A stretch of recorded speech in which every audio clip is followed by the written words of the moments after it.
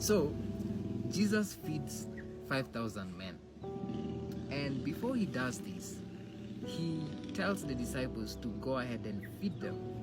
And they start saying, things like, to feed such a multitude, you'll need an year's wage. I think it was 200 silver coins.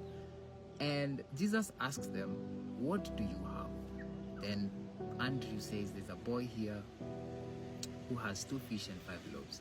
But this question, what do you have, stands like it. I felt like it was so profound for me, because sometimes we ought to have something. You see, the Bible says you reap where you sow, and sometimes we ought to have something, and that's why James says faith without action is dead. You're trusting God for a job, but what are you doing about it? What do you have? Do you even have a ready CV? You want a car? Do you have a license?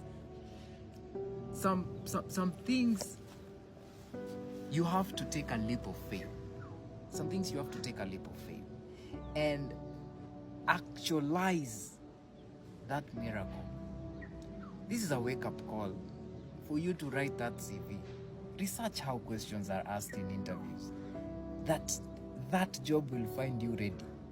Even though you haven't been called for interviews, research how to answer those questions.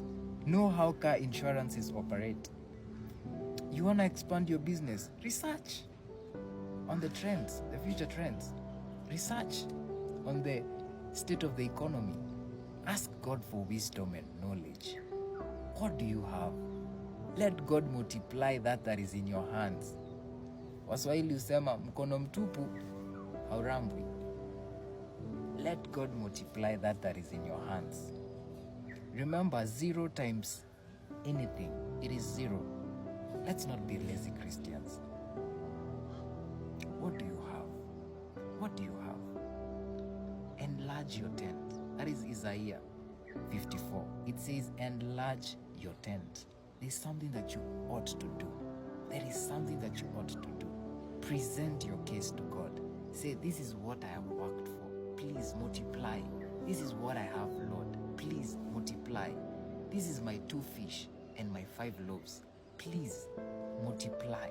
And trust me, he will fill your barns, that it will be so much that you will have a balance of 12 baskets. So, what do you have? Take a leap of faith.